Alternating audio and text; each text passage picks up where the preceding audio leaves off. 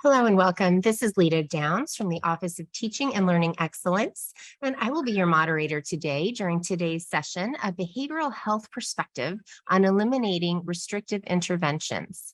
This session is part of the CMHP Virtual Symposium. Today's presenter is Dr. Malisa Shuler, and we have her on the line. And Dr. Shuler is part of the PSYD Behavioral Health Leadership Program here at Walden University. It's great to have you on the line, and it's my pleasure to welcome you today, Dr. Shuler. Thank you so much. Thank you guys so much for joining me on today as I review my study that was completed as part of my PsyD for Behavioral Health Leadership, as she stated, for Walden University. A recent graduate, and I'm so excited to be able to share with you my study on today. Again, as we've already noted, the title of the study was A Behavioral Health Perspective on Eliminating Restrictive Interventions. Next slide, please. So first, let me give a little bit of background into why this study, why this topic. So for almost a decade, I have worked in behavioral health, and one of the interventions that is utilized to help to manage the environment is the use of restrictive interventions. When I say the term restrictive interventions, that is a catch-all term, but what I'm specifically speaking of is seclusion, as well as restraint. The particular organization that I worked with, organization Y, does not use chemical restraints. They only use physical restraints, so just hands-on methods to restrict the movement. And then seclusion, which is basically isolating the child in a room with nothing, basically, to prevent them from harming themselves, others. So let's start with the problem statement. Why is this a problem? Why even this study? So there's little literature. There's little literature on the organizational practice knowledge of addressing specific strategies or best practices for eliminating seclusion or restraint, while at the same time maintaining the safety of the clients who are in the care of these residential facilities. And so what oftentimes happens is the use of these restrictive interventions are used, but there's not a lot of conversation on how do we still manage children who are having aggressive behaviors, who are attempting to harm themselves, who are exhibiting behaviors that lead to property destruction, things of that nature. So really wanted to delve into this by understanding what is the best way to still address those behaviors, but at the same time, reduce the use of this. And so what we see when we're looking at this is that these methods are not necessarily the best in terms of coinciding with the idea or the notion of what the various facilities are trying to accomplish. So when we look at the research, it shows that they're an inadequate response to these behavior concerns. It's not really changing the client's behavior. It's not encouraging them to discontinue those behaviors. It's more of a temporary fix, if you will, to addressing some of those concerns that the child may be exhibiting. And so when we look at this, it has very little therapeutic value. And that's primarily a lot of the purpose of these residential treatment facilities, is to provide a therapeutic environment to provide children with the skills and the resources needed to overcome the various challenges that may have brought them into care in the first place. And so for this particular study, what I attempted to do was to examine a particular organization and look at it from the organizational leader's perspective on what strategies and practices they could be put in place to assist them in eliminating this. And the reason why this was of particular importance to the agency that works with me was because at the same time, they were participating in a statewide initiative to reduce the use of restraints overall and to eliminate the use of seclusions. And so when we look at that, the agency decided to transition to a no seclusion policy, because what they determined is that there are going to be certain situations where we may have to provide a client with restrictive intervention to help them to regain control and minimize risk of certain behaviors. But seclusion was seen to be more detrimental. And that seems kind of odd when you look at it and when you think about it, because when you think about a seclusion, there's no hands-on, you would think maybe that there would be less risk, but that isn't the case. Because oftentimes what you see in the seclusion that is different than a restrictive intervention is that there's someone there monitoring the client at a very close angle, because you're literally have your hands on the client. And while the client is being monitored in seclusion, it's a lot easier to get distracted because that client is in a room by themselves. So the difference with this is that when you have the restrictive interventions, you have someone who's able to more readily assess if a client is in distress. And that's not always the case with seclusions. So the behavioral health leaders that I worked with, their agency decided to do away with seclusions and then at the same time implement different strategies to reduce the use of the restrictive interventions with the clients served. For the theoretical framework, what we use is the Baldrig's Excellence Framework. And this particular framework is a conceptual framework that's designed to assist organizations in identifying their strengths and overcoming potential challenges. And so that's something that we utilize to help shape and to form the foundations of this study. Next slide, please. So when we look at our different literature, I mentioned the 6 core strategies. So the 6 core strategies was a study initially pioneered by Huckshorn, who was a nurse working with psychiatric care and working with different organizations. And it was designed to reduce and eliminate the use of restrictive interventions overall.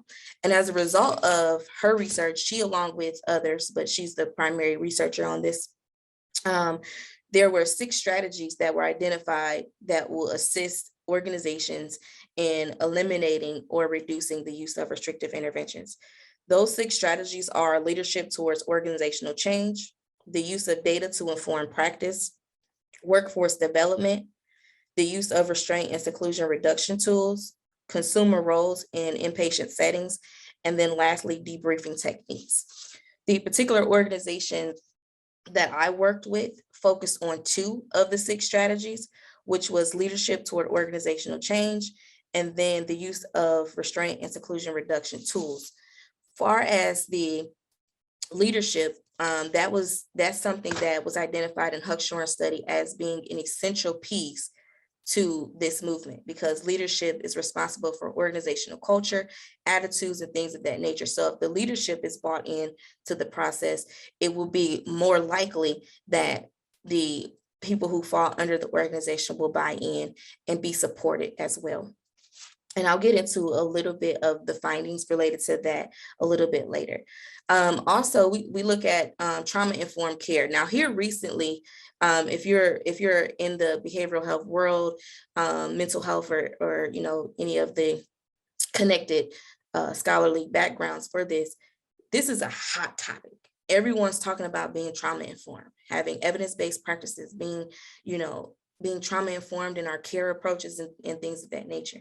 But this is really is relevant, and it really is essential, because oftentimes the kids who are in these residential treatment facilities, they have a trauma history and a trauma background. And unfortunately, what we find is that the use of restraint and seclusion can be re-traumatizing. It could become a trauma reenactment for some, in terms of being able to be held against your will, having your movements restricted, or being isolated by yourself. And so it's important that when we look at eliminating and reducing the use of restrictive interventions, that we're mindful of the trauma and the part that plays in a child's care and well-being and ability to change and adapt and overcome certain situations.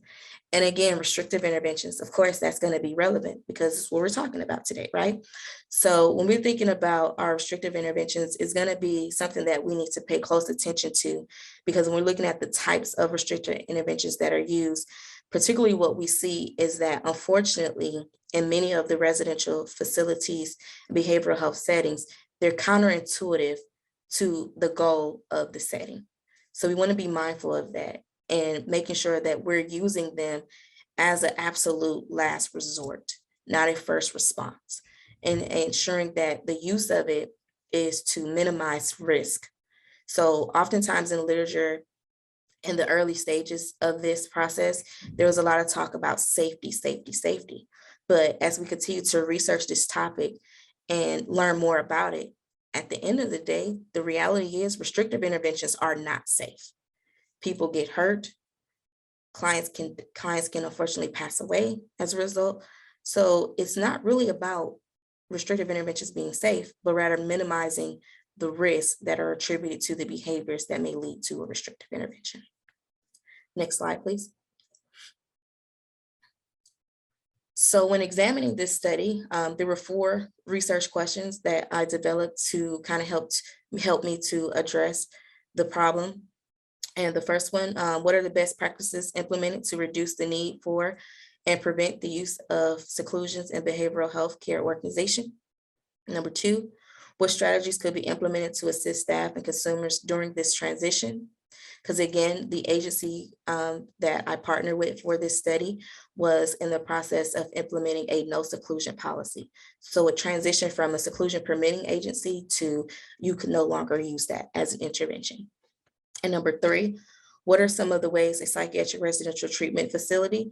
You may hear me say PRTF later on in the study, but when I say PRTF, I'm referring to the psychiatric residential treatment facility.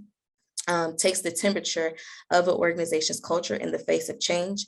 And then lastly, in what ways do a psychiatric residential treatment facility and its culture shift when moving from a seclusion permitted to a no seclusion policy? And so in order to do this, of course, I had to develop my steps and my process of how I was going to get to this. So the particular study design that I used was going to be obviously qualitative research study.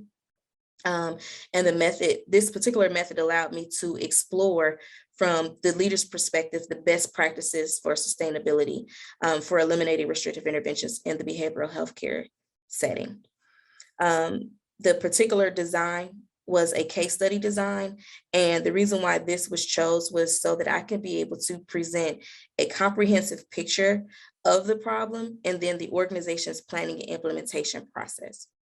And so for the participants of this study, I was able to interview 2 of the organization's leaders who were heavily involved in this transition. So one was the vice president of quality and performance, and the other was the actual residential executive director, the leader of the residential program where the restrictive interventions are implemented. And so these leaders were heavily involved in the organization's decision to transition, as well as making decisions on what steps what they would take in order to proceed and maintain the safety of the clients in care. And so these were, when I conducted the interviews, what I then did was transcribe the interviews and then use coding software to help me to identify any themes that were available and just triangulate the different perspectives to get a better understanding of a comprehensive picture of what took place.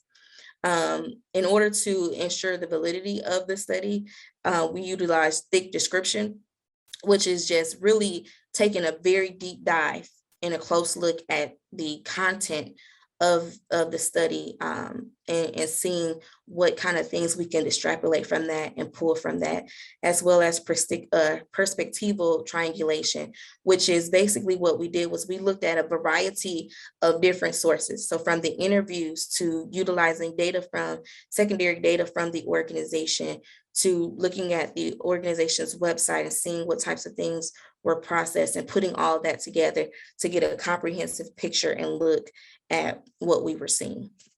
Next slide, please. So when we did all that and examined the study, some of the findings that we were able to see. And so my findings are broken down in relation to the research questions. So when you think about the first one, the first question was centered on the best practices that could be used to implement. And so when we looked at that, 3 emerging things came from that, which is the leadership. And this made sense. And I was so happy with this being something that occurred, because the previous research, when we do the literary review, found also that leadership was important. And so when I did this and we're looking at it and we're looking at the leaders of this organization, what was found is that the leaders have to be bought in. Leadership has to understand what the importance is, because that's what's going to shape the tone and the progression of any sustainable practice. And so if the leaders have a full understanding of what they are trying to accomplish and how that is then communicated, it is likely to have a better result. And then the second thing that came out was the use of data. And speaking with both of the leaders of this organization, it was determined there's a lot of data. Data was collected for everything. If there was a question about something, 9 times out of 10, they had some kind of data to back it up or to explain why it was done the way that it was done. And so the use of data was very important here. And then the second one was workforce development. So this was very interesting to see, because what was determined, and there were different studies that the organization collected with the workforce and understanding their attitudes for this transition and what supports they would need in order to be successful. And so one of the things that came out of this was the workforce development and understanding that having a staff who are equipped to respond to certain crises and certain situations was going to be essential to being able to reduce and prevent the use of these seclusions, because the organization utilized that tool and now it was taken away. So providing the employees with the opportunity to better understand the population that they serve and understand different methods that they could implement in order to be successful was important. Then the second question was centered on different strategies that could be implemented to assist the staff and consumers. And so one of those was providing training to increase the use of alternative interventions for consumers. And these were those reduction tools. So one of the things that the organization attempted to do was to understand, again, the attitudes and the thoughts of not only the staff, but also looking at the consumers. So what was done was implementing certain practices. So the organization developed calming rooms. So instead of having the seclusion rooms were transitioned into calming rooms. And so within those rooms were different elements and coping skills that the client could use in order to regain self-regulation skills and to return to what is called a baseline of behavior. And so also training and educating the staff on the purpose of those tools. Because one of the things that came up when talking to the staff is oftentimes staff saw the coping skills as toys, because they're the cool things, the fidget spinners and plushies and things of that nature that kids like, the little pop-it toys. And staff weren't really understanding, why are we using these? What is this going to do? How is this going to help? So providing them with the training and the understanding of those alternatives, and then making sure that the clients had accessibility to be able to use them. And then the other one is how do you take the temperature of the culture while they're exhibiting and going through this change?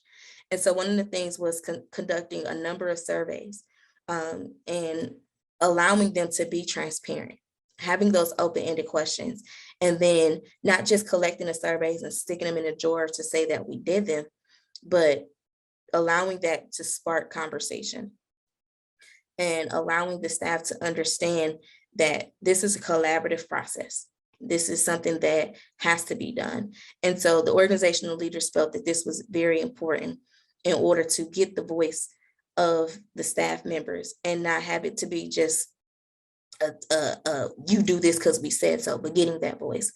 And then lastly, the trauma-informed, being trauma-informed and using that data. And so one of the things for question number four was understanding the culture shift. And how do you transition? How do you go through that? And part of that is using the data to inform decisions, as opposed to making a decision and hoping that the data fits. So taking all of the things that we know about restrictive intervention and then putting that into practice and using that to drive the decisions and getting that feedback so that the best options are set forth. Next slide, please.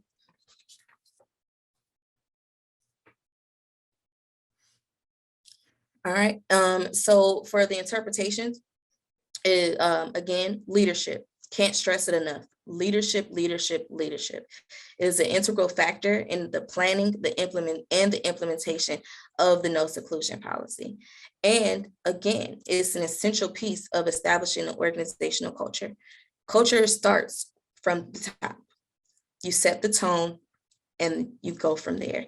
So leadership, again, cannot stress it enough. It's very important. And then the use of data to inform the decisions, to provide training, as well as to better understand the population. And it helps the leaders to meet the demands of the organization.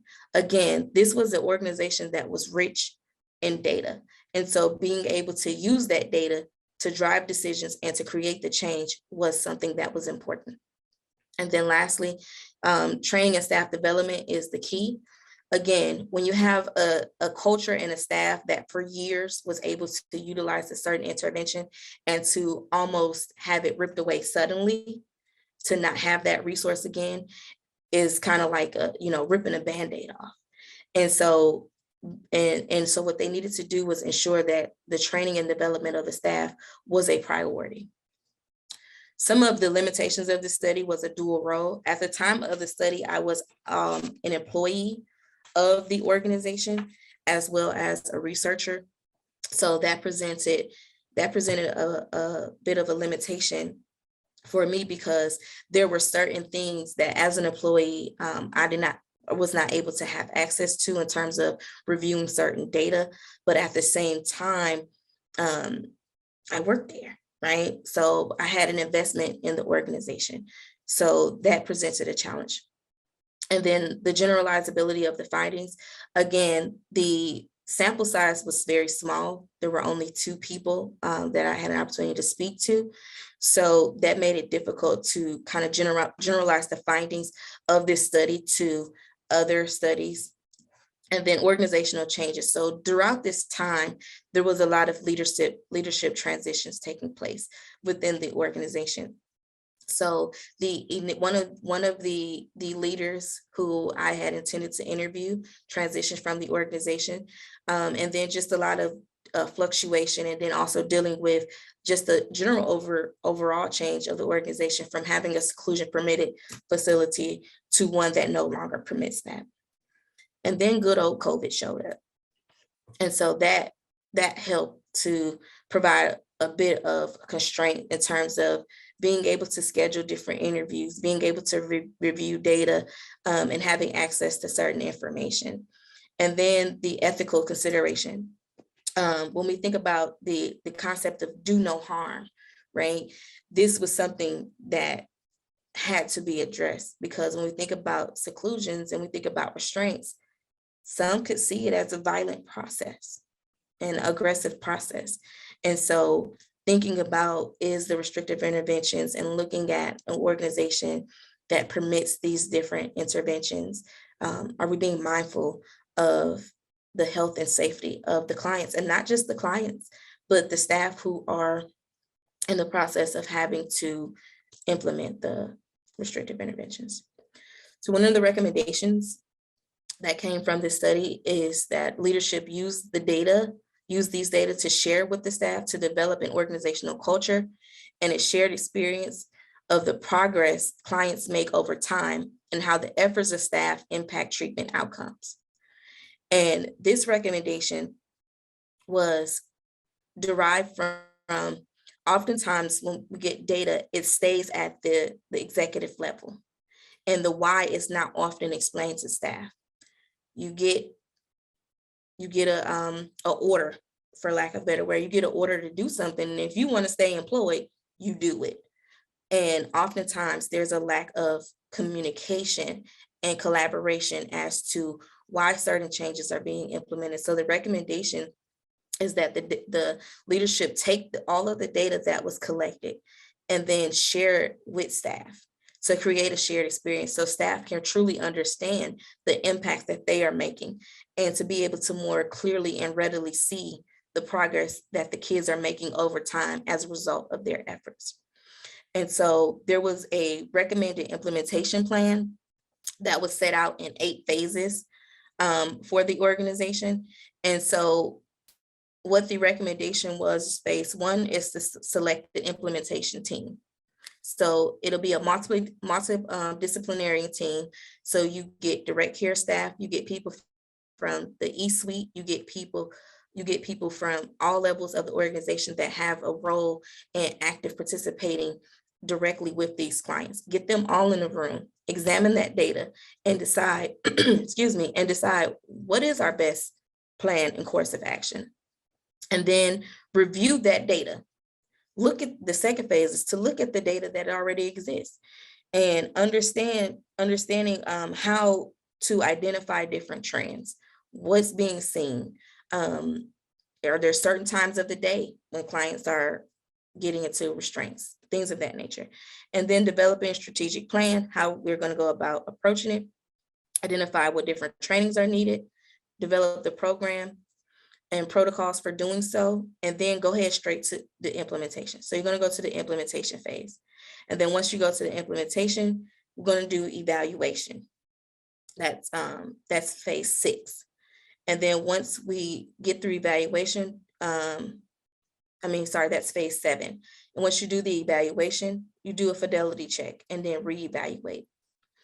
And so you're looking constantly over time to see, based on the data, what changes and what transitions are necessary.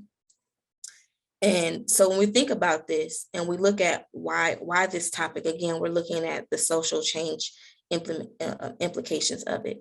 And so this study, the way that I designed and the way that I hoped is that to provide them organizations and researchers with additional insights to inform them on different decisions that they would make if they were making the decision to transition or reduce restrictive interventions, and different alternatives that could be used in place of it to decrease the injuries, death, and the re-traumatization of the clients and staff.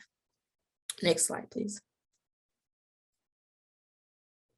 These are some of my references. Again, thank you guys for joining me on today. And that is all I have. If y'all have any questions for me, I'll be happy to answer them. If you have any questions, you can just unmute or you can type them in the chat. And I see somebody has their hand up. Or no, I think it's an applause. You're getting a round of applause. I second that.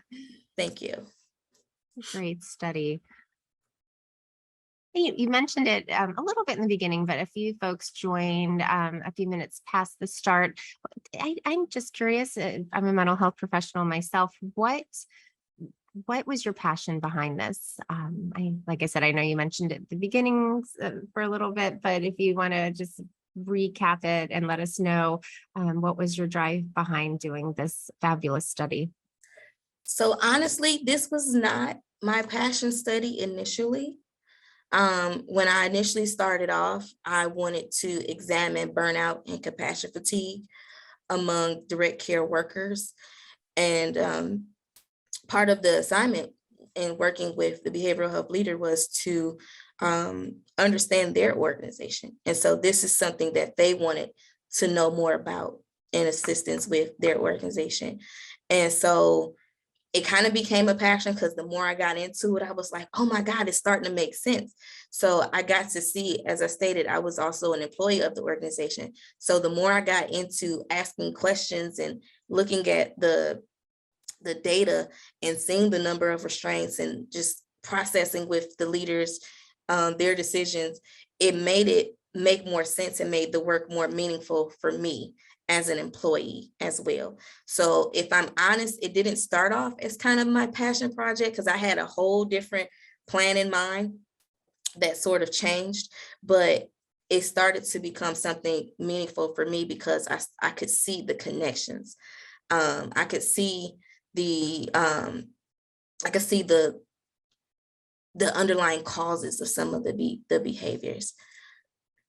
And I see a question in the chat. I did not interview any staff or clients because of the way my IRB was and the study approach that I took, but we were able to get staff and client perspectives through secondary data by looking at the various surveys and interviews that the organization itself collected for the staff and clients. Oh, thank you. Yeah, I second that. Very nice. Just out of curiosity, what was the biggest surprise that you encountered through your doctoral journey here at Walden and doing the study, perhaps, or maybe not related to the study? The biggest surprise was the process. I consider myself to be a pretty decent writer.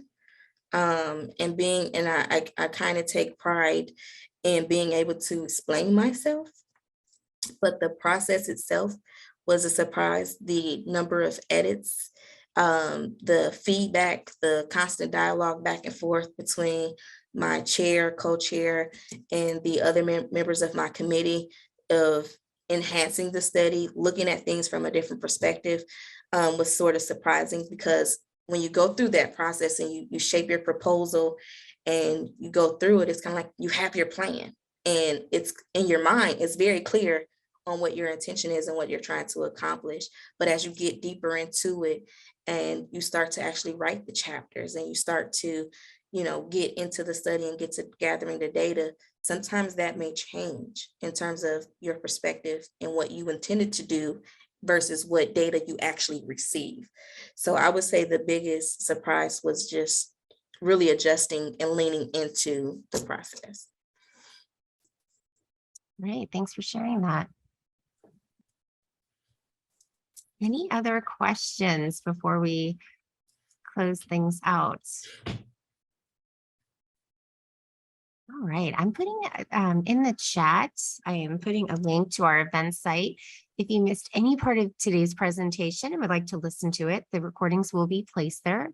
And it should be there by the end of the day today. And if you missed any other sessions, we have so many fabulous presentations that are going on and a lot of them concurrently. I do want to thank Dr. Shuler. This has been very informational and in particular interesting to me being a healthcare professional, a mental health care professional myself. So I really appreciate you and your dedication to this study. If you have any questions, in fact, Dr. Shuler, if you want to put your Walden email in the chat, that would be great. If anyone on the line has any questions or anyone listening to the recording. And while Dr. Shuler is doing that, I want to thank you all for carving out time as well to attend this session and others. And I just want to thank you guys for joining me. I really do appreciate you taking time out of your day. It means a lot.